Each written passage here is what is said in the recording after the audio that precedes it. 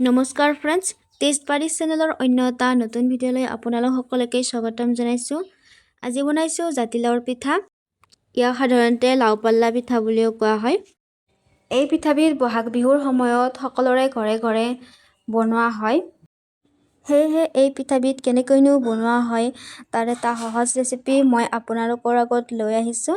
তেন্তে আহক পলম নকৰি ভিডিঅ'টো আৰম্ভ কৰোঁ। প্ৰথমতে লাওটোৰ বাকলিখিনি এৰুৱাই এনেদৰে চাফা কৰি থৈ লৈছোঁ। তাৰপিছত চেকনি এখনৰ সহায়েৰে এনেদৰে ৰুকি লৈছোঁ। এতিয়া এইখিনি ভালদৰে সিজাই ল'ম। লাওখিনি সিজাবলৈ মই কুকাৰ এটা ব্যৱহাৰ কৰিছোঁ। ইয়াতে এচামুচ নিমখ দি দিছোঁ। আৰু এতিয়া দুটামান চিটি মাৰি এইখিনি সিজাই ল'ম। এইখিনি সময়তে মই পিঠাগুড়িখিনিও ৰেডি কৰি ল'ম। এয়া মই চাউলৰ গুড়িখিনি কেৰাহীখনতে ভালদৰে ভাজি লৈছোঁ। প্ৰায় 5-6 মিনিটমানৰ সময়ৰ কাৰণে মই এইখিনি ভাজি ল'ম। চাউলৰ গুড়ি সলনি ইয়াত আটা ব্যৱহাৰ কৰিব পাৰি।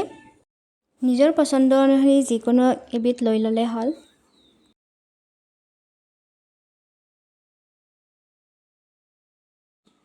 এতিয়া ফুটা থকা খৰাহি এখনত এনেদৰে লাওৰ পানীখিনি যাবৰ কাৰণে অলপ সময়ৰ কাৰণে ৰাখি থৈছোঁ।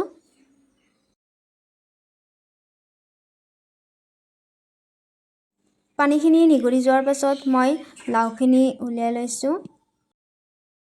এতিয়া ইয়াতে পিঠাগুড়িখিনি লৈছোঁ। পিঠাগুড়িখিনি প্ৰথমতে অলপ অলপকৈ লৈছোঁ। তাৰপিছতে মাজতে লাগিলে আৰু দি দিলে হ'ল। এনেকৈ অলপ অলপকৈ পিঠাগুড়িখিনি দি মিহলি কৰি লৈছোঁ।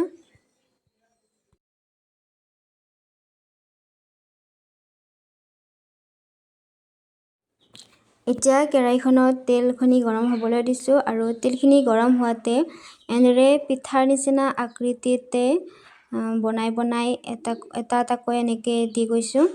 পিঠাকেইটা ভালদৰে ভাজি ল'ব লাগিব।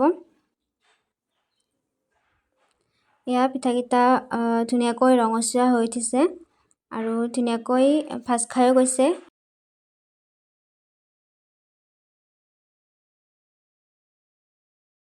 এতিয়া এইখিনি উঠাই লৈছোঁ। এনেদৰে গোটেই পিঠাকেইটা মই ভাজি ল'লোঁ। এতিয়া মই গুড়খিনি প্ৰস্তুত কৰি ল'ম।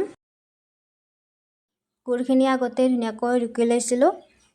এতিয়া গৰম কেৰাহীখনতে গুড়খিনি দি অলপ সময়ৰ কাৰণে ভাজি লৈছোঁ।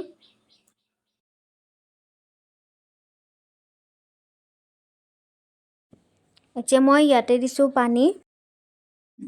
গুড় আৰু পানীখিনি ভালদৰে উতলিব লাগিব আৰু হেতাখনৰ সহায়েৰে এনেদৰে লৰাই দিছোঁ।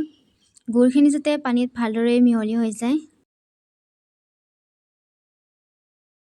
এতিয়া ইয়াতে ভাজি থোৱা পিঠাখিনি দি দিছোঁ। এইখিনি এতিয়া ভালদৰে উতলিব লাগিব। মন কৰিব গুড়ৰ পানীখিনি যাতে পিঠাখিনিৰ ভিতৰত ভালদৰে সোমাই যায়। এইখিনি প্ৰায় 20 মিনিটমান সময়ৰ বাবে উতলিবলৈ দিছোঁ। গুড়ৰ পানীখিনি একেবাৰে শুহি যাবলৈ নিদিওঁ। পিঠাখিনি একেবাৰে শুকান হৈ গ'লে খাবলৈ সিমান ভাল নালাগে। অলপ ৰস থাকিলে খাবলৈ বেছি ভাল লগা হয়।